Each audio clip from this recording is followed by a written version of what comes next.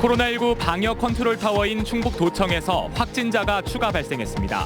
증평 목욕탕발 확진자와 접촉했던 걸로 확인됐습니다. 충주에선 중학교 교사가 확진돼 학생과 교직원 전원이 검체 검사를 받았습니다.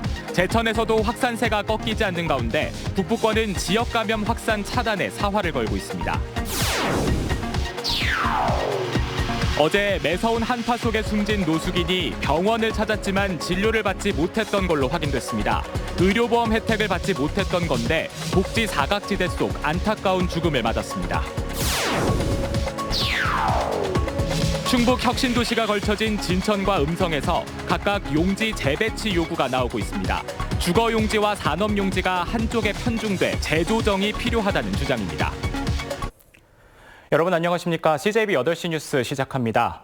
도청에서 코로나 확진자가 추가로 발생했습니다. 본관에서 일하는 20대로 증평 목욕탕발 확진자와 접촉이 있던 걸로 확인됐습니다. 충북의 코로나19 확진자는 19명이 추가되면서 모두 599명으로 늘었습니다. 김기수 기자가 취재했습니다. 코로나 방역 컨트롤 타워 역할을 하고 있는 도청에서 코로나19 확진자가 나왔습니다. 본관에서 근무하는 20대로 수목원 직원 3명 확진에 이은 4번째, 본청에선 첫 확진입니다. 충청북도는 긴급 방역 작업을 벌이는 한편 추가 접촉자를 찾고 있습니다. 충청북도는 확진자가 나온 본관 3층을 폐쇄 조치했습니다. 또 같은 층에 근무하는 4개과 직원들에게 코로나 진단검사를 받도록 했습니다. 100여 명이 대상으로 추가 확진자가 나올 가능성도 배제할 수 없습니다. 진단검사를 받고 집에서 자가격리를 현재 하고 있는 상황에 있습니다. 한 100여 명인데 추가 확진자 노선에 따라서 더 확대해서 진단검사를 할 예정에 있습니다. 확진된 도청 직원은 증평 확진자인 충북 587번과 같이 식사를 했던 것으로 알려졌는데 587번 확진자는 증평의 한 목욕탕 이용자인 536번의 연계 접촉자입니다.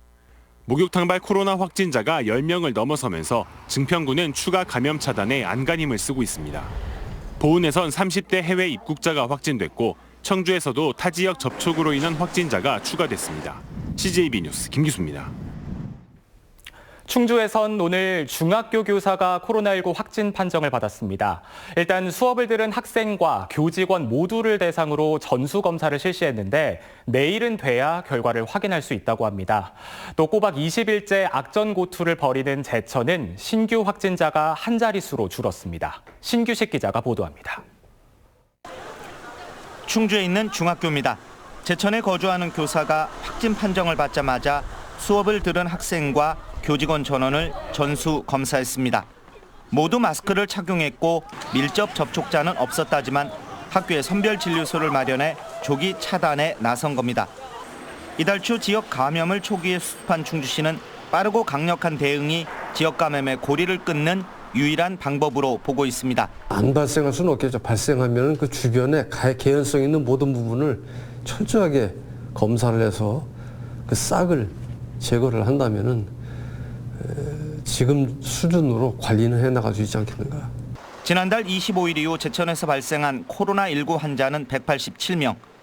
가까스로 추가 감염을 차단하기 직전 교회와 병원발 지역 감염으로 또다시 가시밭길에 들어섰습니다. 제천시는 지역 감염의 고리를 끊는 동시에 시민들의 공포와 생계를 살피는 2중 3중의 시련을 겪고 있습니다. 시에서는 고통 분담 성금 모금을 추진하려 합니다.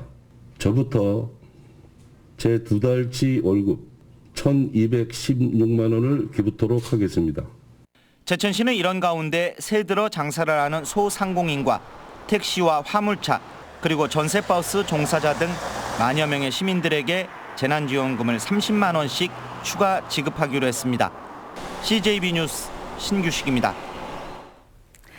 한편 제천시는 코로나19 방역수칙 준수 등 공무원 의무를 태만히 한 제천시 보건소 7급 직원 A씨를 직위 해제했습니다. 제천시는 A씨가 가족은 물론 본인도 코로나 의심 증세가 있었는데도 주의 조치를 제대로 하지 않고 근무했으며 비상 상황 속에서 출장 허가 없이 수차례 자리를 비워 공무원 복무관리 규정을 위반했다고 밝혔습니다. 제천시는 만약 보건소 내 감염이 이루어졌다면 방역 최일선 기관인 보건소를 폐쇄해야 하는 위급한 상황이 벌어졌을 것이라며 A씨가 퇴원하면 조사를 거쳐 충북도에 중징계를 요구할 방침입니다. CJB 뉴스는 어제 갑작스러운 강추위 속에 밖에서 앉아있다 변을 당한 50대 노숙인의 죽음을 전해드렸습니다. 그런데 이 남성이 숨지기 전 행적을 추적해보니 여러 차례 화를 면할 수 있었던 터라 안타까움을 더하고 있습니다. 박원 기자가 취재했습니다. 새벽 시간 경찰관이 순찰차에서 내린 남성을 부축해 의자에 앉힙니다. 50대 노숙인 박모 씨입니다. 경찰관은 이내 편의점에 들어가 음료와 핫팩을 구입해 박 씨에게 쥐어줍니다. 그러나 박 씨는 3시간 뒤인 오전 8시 40분쯤 숨진 채 발견됐습니다. 하지만 박 씨의 행적을 살펴보니 박 씨는 여러 차례 죽음을 피할 수도 있었습니다. 앞서 새벽 3시 50분쯤 800m가량 떨어진 또 다른 편의점 점원이 가게 앞에서 추위에 떨고 있는 박 씨를 발견하고 119에 구조를 요청했습니다. 박 씨는 인근 병원으로 이송됐지만 진료를 거부하고 병원 밖으로 나왔습니다. 의료보험이 없으시대요. 이제 비용이 한 30만 원 정도 발생하랬더니 이분이 그럼 난 진료 못 받는다고 하면서 지인분 있는 내덕동까지 좀 이송 좀 해달라고. 결국 구급대원들은 박 씨를 경찰에 인계했고 경찰은 박 씨가 원한다며 편의점 앞에 내려졌습니다. 지구대에서 강제로 보호할 수도 없고 구청 당직실로 가기 싫다는 박 씨의 의견을 따를 수밖에 없었다는 설명입니다. 구청에 이 시설을 갈 수 있는데 가겠느냐, 이 사람이 안 간다, 집이 어디냐, 이렇게 여기 내려주면은 집에 갈 수 있다, 이렇게 얘기를 한 거죠. 경찰도 소방도 나름 각자의 역할에 충실했다고는 하지만 강추위 속 거리를 헤매던 노숙인의 죽음을 막진 못했습니다. CJB 뉴스 박원입니다. 한편 CJB 보도와 관련해 청주시가 거리 노숙인 보호를 위한 24개 조의 현장 순찰반을 꾸렸습니다. 현장 순찰반은 야간에 거리를 배회하는 노숙인이 있으면 숙박시설의 임시 보호 조치 이후 시설 입소나 귀가 조치 등을 안내하는 역할을 맡습니다. 청주시는 또 기초생활수급자와 홀몸 노인 등 취약계층에게 3,900만 원 상당의 전기 매트와 이불을 지원합니다. 진천과 음성에 걸쳐 있는 충북 혁신도시의 용지 배치 비율이 혁신도시가 출범한 지 수년이 지난 지금 새삼 논란이 되고 있습니다. 주거용지와 산업용지가 한쪽에 편중돼 배치되다 보니 재조정을 해달라는 요구가 양쪽 모두에서 나오고 있습니다. 조용관 기자입니다. 지난달 말 기준 충북 혁신도시 인구는 진천 덕산읍에 2만 354명과 음성 맹동면에 8,546명입니다. 두 지역 간 인구 격차는 2배가 넘고 진천은 한 달 전보다 616명이 증가한 반면 음성은 66명이 줄었습니다. 같은 혁신도시 내에서의 다른 결과는 용지 배치 비율에서 비롯된 측면이 큽니다. 실제로 진천에는 전체 혁신도시 내 공동주택 용지의 74%가 몰려있는 데 반해 음성은 26%에 불과합니다. 반대로 음성에는 산업용지 100%와 클러스터 용지의 65%가 편중 배치됐습니다. 인구 불균형이 가속화되자 음성구는 맹동면에 배치된 클러스터 용지 일부를 주거 용지로 전환해 줄 것을 국토부에 요청하고 있습니다. 입주 기업이 많이 생기는데 인구가 거주했잖아요. 거주할 그 아파트라든가 그게 부족한 실정입니다. 그래서 음성 쪽에 좀 클러스터 용지를 그 주거 용지로 변경해서 인구 유입 효과를 톡톡히 보고 있는 진천군 역시 국토부에 문을 두드리고 있습니다. 공동주택 용지는 집중 배치됐는데 상업 용지는 전체 26%만 공급돼 정주 여건이 태부족하기 때문입니다. 국토부에서는 진천군과 음성군의 그런 의견을 드려서 그 도시첨단 산업단지로 이렇게 좀 용역을 추진하고 있는 걸로 알고 있습니다. 출범 당시 하나의 자족 도시로 보고 계획된 혁신도시의 효과가 지자체별로 다르게 나타나면서 뒤늦게 재조정 요구로 이어지고 있습니다. CJB 뉴스 조용광입니다. 마스크 구하기가 쉬워졌다고는 하지만 취약계층에겐 여전히 금전적으로 부담일 수밖에 없는데요. 도내 한 사진작가가 지역 아동센터 아이들을 위해 10만 장의 마스크를 기부해 주위를 훈훈하게 하고 있습니다. 안정은 기자입니다. 하나, 둘, 셋. 충북 지역아동센터 관계자들이 한자리에 모였습니다. 취약계층 청소년에게 나눠줄 마스크 10만 장이 도착했기 때문입니다. 마스크가 매번 넉넉지 않아 걱정이었는데 기부된 물품이 고맙기만 합니다. 활동성 많은 아이들이 땀도 많이 흘리는데 마스크를 하나 쓰고 하루를 지내는 건 정말 어려운 일인데도 불구하고 많이 그랬던 것 같아요. 그래서 센터 들어오면 마스크 주세요 하는 애들이 많았거든요. 지역아동센터 마스크 지원 사업은 도내에서 활동하는 정만희 사진작가의 모금 활동으로 시작됐습니다. 직접 만든 화보 달력을 팔아 200만 원의 기금을 마련했고 취지에 공감한 마스크 업체가 마스크를 장당 20원에 제공했기 때문입니다.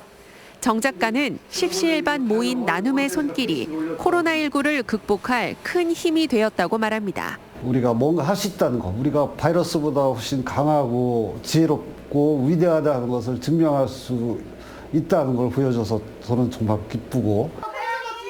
기부된 마스크는 도내 지역아동센터 181곳에 배부돼 5천여 명의 아동 청소년에게 20장씩 전달됐습니다. 건강하게 자랄 수 있게 마스크 지원을 해줘서 감사드리고요. 하루빨리 코로나가 끝났으면 좋겠습니다. 우리 아이들이 너무 힘들어하고 있어요. 이웃을 향한 사랑의 실천이 코로나19를 이겨낼 희망과 용기가 되고 있습니다. CJB 뉴스 안정은입니다.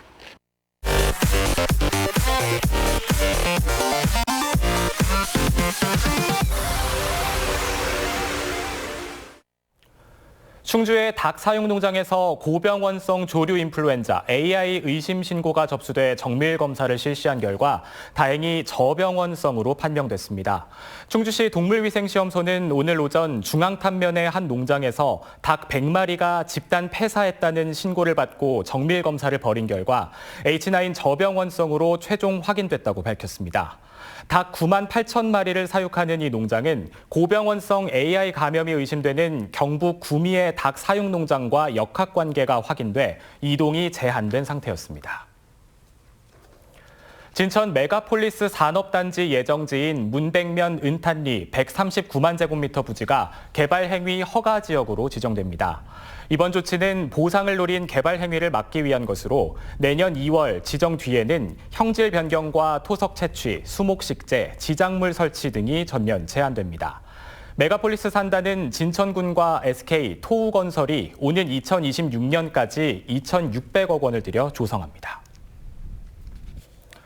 충청북도 농업기술원이 과수화상병 차단을 위해 시군에 선제적 행정명령을 권고했습니다.